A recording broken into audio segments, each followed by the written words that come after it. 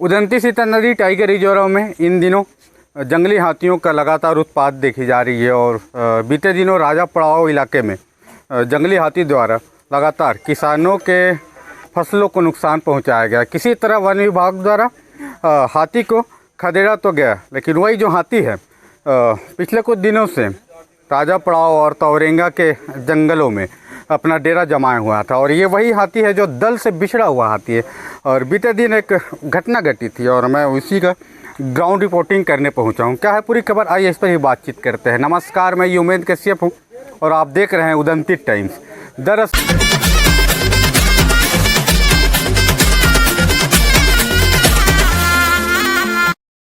यहाँ पर कमार परिवार एक सदस्य जिनका नाम है जंगल सिंह नेताम, उनकी मृत्यु हो गई और हाथी ने जंगल सिंह नेताम की कुचल कर जंगल सिंह नेताम को मौत का घाट उतार दिया। मैं अभी उसी के घर के बाहर हूँ और यहाँ की वास्तु स्थिति, उसके बाद की वास्तु स्थिति आपको दिखाने आया हूँ। और आप देख सकते हैं ये वो घर है, ये जंगल सिंह नेताम का जो घर है और यहीं से कहा जाता है कि जो जंगल सिंह नेताम जी हैं इनका अभी भी यहाँ पर शव पड़ा हुआ है। और सुबह है, जैसे ही इस घटना का जानकारी ग्रामीणों को लगी और जिम्मेदारों को भी लगी, वन विभाग के कर्मचारियों को भी लगी, तो यहाँ पर जो ग्रामीण हैं उनकी भारी भीड़ सुबह से ही जुट गई है। और ये जो हमारे कैमरा मैन दिखा रहे हैं हाथी का वो दांत है, जिस वक्त हादसा हुआ होगा आप सोच सकते हैं कितनी खौफनाक जो हादसा है। और ये जो साल है, जो मृतक है वे ओढ़े थे और बताया जाता है, ये देखिए जो लुंगी है और ये हाथी का एक और दांत।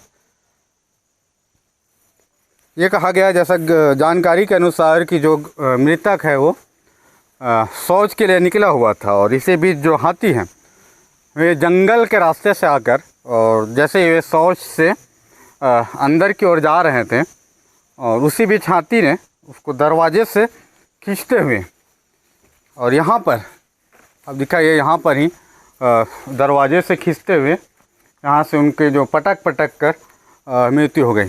कहा जाता है कि उनके जो पेट में अंदरूनी चोट लगने के कारण वे पहले गंभीर हालत में थे और किसी तरह शोर मचाने के पश्चात जब आसपास के जो परिवार के बाकी सदस्य किसी तरह जागे, वे हाथी को भगाने में कामयाब तो रहे, लेकिन जो मृतक है उनको बचाने में कामयाब नहीं मिल पाई। और बता दूं कि यहाँ पर जिस जगह पर मैं मौजूद हूँ यहाँ पर विद्युत नहीं है और ना ही उजाले की कोई व्यवस्था की गई है। ऐसे में जो ग्रामीण हैं उन्हें मदद मिलना संभवत नहीं है। और ये जो ग्रामीण हैं और इनकी जो रोज़मर्रा की जो है वे कि अपने पारंपरिक बांस की बर्तन बनाकर ही वे रोज़मर्रा गुजर बसर करते हैं। ऐसे में इनके पास संचार के भी साधन नहीं है। स्वाभाविक बात है कि इनके पास मोबाइल की भी सुविधा नहीं है।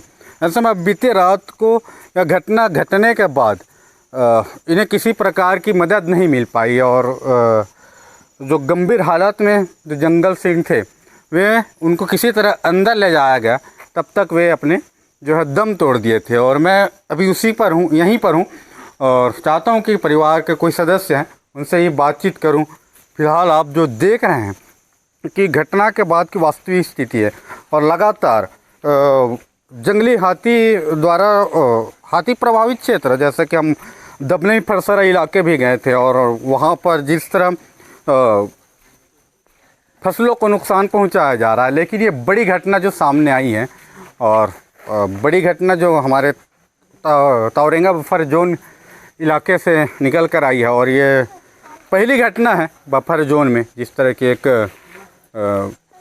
विशेष पिछड़ी जनजाति कमार परिवार के एक सदस्य की हाथी के कुचलने से मौत हो गया। और आप देख सकते हैं जिस तरह वन विभाग के कर्मचारी वे भी यहाँ पर पंचनामा तैयार करते हुए और जैसे इस घटना की जानकारी मिली ग्रामीण यहाँ पर इकट्ठा हो गए और सभी यहाँ पर देख सकते हैं कि जो छोटे छोटे बच्चे हैं, जो महिलाएं हैं, इस परिवार हैं कमार परिवार के और ये परिवार के सदस्य हैं, उनसे बातचीत करेंगे। तो आप बताइए दादा, ये कितनी बजे की घटना है? केवल 12 बजे के आसपास की है। अच्छा, 12 बजे के आसपास। हमारे पास घड़ी वड़ी नहीं थी, इसलिए अंदाजन में हम बता रहे हैं कि हाँ, अंदाजा ही है। तो उनके घर में कितने लोग थे? उनके घर में केवल 2 ही लोग थे, अच्छा, 2 ही लोग। मियाँ बीवी। अच्छा, जैसा जानकारी मिली कि वो शौच के लिए गए थे बाहर। हाँ, शौच के लिए गया था। उसके बावजूद में वो सब्जी लगाने के लिए कोई व्यवस्था किया गया था, इसके तोड़ने का आवाज़ आई तो अंदर घुस रहा था, उसको दरवाजे से ही घसीट के पटक दिया हाथी ने। अच्छा, आप कहाँ थे? मैं अपने घर में था, खाना अच्छा, पीना अच्छा। खा के सो गया था मैं। अच्छा, तो हाथी को कैसे भगाया आप लोग, कैसे जानकारी मिली? जानकारी उसकी बीवी ने चिल्लाई कि हाथी आया है, हाथी आया है, जो मेरे पति को मार रहा है बोल के चिल्लाने के कारण हाथी भाग गया इधर से। उसके बावजूद हम आए और उस बेहोश पड़ा था वो, उसको उठाकर घर में ले गए। और तब जिंदा थे क्या? जिंदा था, उसके बाद में ही कुछ मिनट बाद दम तोड़ दिया। अच्छा, कुछ मिनट बाद दम तोड़ दिया, मतलब जिंदा थे? हाँ, जिंदा तो था। अच्छा, मोबाइल चलाते हैं आप? मोबाइल हमारे पास नहीं है, चार्ज किस में करें? देखिए, यहाँ तो कोई बिजली व्यवस्था नहीं है, ना कुछ नहीं है। तो टार्च वगैरह है? टार्च वगैरह है, वो सेल वाला है, लेकिन किसी के पास है, किसी के पास नहीं है। तो रात में मदद भी नहीं मिल पाया? नहीं मिल पाया हमको कुछ भी। अच्छा, तो ये जो दादा बता रहे हैं, और स्वाभाविक है कि एक तरफ सरकार जो है विशेष पिछड़ी कमार जनजाति के लिए विशेष योजना भी संचालित की गई है, और कमार विकास प्राधिकरण के तहत जिस तरह विशेष पिछड़ी जनजाति कमार परिवारों के उत्थान के लिए कई योजना संचालित की गई है, लेकिन आप देख सकते हैं जिस तरह इन्होंने बताया कि यहाँ पर कोई सुविधा नहीं है। हालांकि यहाँ पर इंदिरा आवास की व्यवस्था तो की गई है, आवास दिया गया है, और राशन पानी मिलता है दादा आपको? हाँ, राशन मिलता है महीने में। अच्छा, राशन कार्ड है? हाँ है। अच्छा, राशन कार्ड। उनके घर में 2 ही सदस्य थे? हाँ, 2 ही सदस्य है। अच्छा, तो ये है, और ज़्यादा बातचीत नहीं करनी चाहिए क्योंकि यहाँ भी शोक का माहौल है।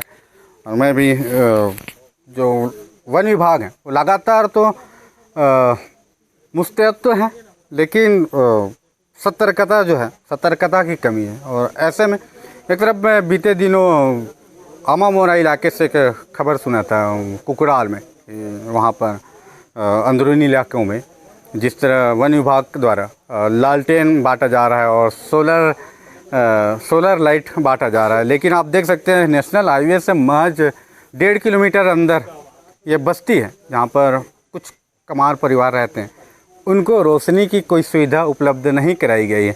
यहाँ ही नहीं, आप कोदोमाली ग्राम में जाएंगे तो वहाँ भी रात में अंधेरा छा जाता है। वहाँ पे जो केडा द्वारा लगाया गया विद्युत जो प्लांट है रोशनी के जो व्यवस्था के लिए, सौर प्लांट है, वो भी इन दिनों खस्ता हाल है और वो रात में बिल्कुल ना के बराबर जलता है। ऐसे में जंगल क्षेत्र है, ऐसे में जंगली जानवरों का आने का खतरा भी बना रहता है। सरकार दावा करती है कि विकास पहुंच रही है, लेकिन सिर्फ कागजों पर, ज़मीनी स्तर पर, धरातल पर नहीं दिखाई दे रही। इसकी वजह जो स्थानीय ग्रामीणों को भुगतना पड़ रहा है। और यहाँ पर अगर रोशनी की पर्याप्त व्यवस्था होती या किसी तरह से हाथियों को भगाने के लिए जिस तरह व्यवस्था की जाती है, तो वन विभाग द्वारा सायरन बजाया जाता है रात में। हालांकि मैं कल मैनपुर जाते जाते रास्ते में देखा भी था कि हाथी मित्र दल और वन विभाग के दल बल सहित रेकी तो किया जा रहा था, लेकिन उसमें भी जिस तरह मुस्तैदी तो थे, लेकिन फिर भी कहीं ना कहीं कमी रहती है। और ये सिस्टम की लचर कहा जाए या दुर्भाग्य की बात कहा जाए, लेकिन यह एक विडंबना है कि ग्रामीण क्षेत्रों में जंगली जानवरों द्वारा इस तरह से नुकसान पहुंचाया जा रहा है। हमें सतर्कता बरतनी है। सरकार सिस्टम तो है, लेकिन हमें भी सावधानी बरतनी चाहिए। और अंदरूनी इलाकों में इस तरह रोशनी की व्यवस्था और जंगली जानवरों को भगाने के लिए लगातार रेकी की जानी चाहिए, पहल की जानी चाहिए। और इसी के उद्देश्य से अभी एक घटना तो घटित हो गई। मैं भी यहाँ पर आया था घटना की ग्राउंड रिपोर्टिंग करने। जैसे मुझे सुबह पता चला तो मुझे लगा कि ये बातें भी आप तक पहुँचाऊँ। और यदि आप हाथी विचरण क्षेत्र से हैं और जंगली इलाकों से हैं तो जंगल जाने से आप थोड़ा सावधानी बरतें। लगातार इन दिनों जंगली हाथियों द्वारा फसलों को नुकसान पहुंचाया जा रहा है और गाँव के आसपास ज़्यादातर डेरा जमाए हुए हैं। जैसा आप दबनई फरसरा इलाके में जाएं और या तो इधर गोबरा तरफ जाएं। लेकिन ये पहली घटना है जो तौरेंगा बफर जोन क्षेत्र में हुई थी। मुझे लगा ये बड़ी खबर है और आप तक भी पहुंचाई जाए। वैसे आपको हमारी ये वीडियो अच्छी लगी हो तो वीडियो को लाइक और शेयर करें, साथ साथ हमारे चैनल को सब्सक्राइब करें। धन्यवाद।